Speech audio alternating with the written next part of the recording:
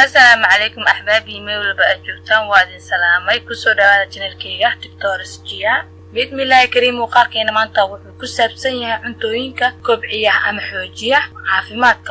عافيمادكا ودنها عنتوينكا حوجية وإي بدنيه لكن waxaynu ka soo qaadanaynaa qaar kamid ah hadaba waxa kamid ah tufaax ayaa kamid ah tufaaxa aad uu wanaagsan yahay caafimaad ahaan wadnaha maalinkii inaad cunto hal xabo oo tufaax ah sidoo kale labo muuska ayaa kamid ah muuska subax kasta hal xabo hadaad cunto oo muus ah waxay ka qayb qaadanaysaa sar u qaadida caafimaadka wadnaha liin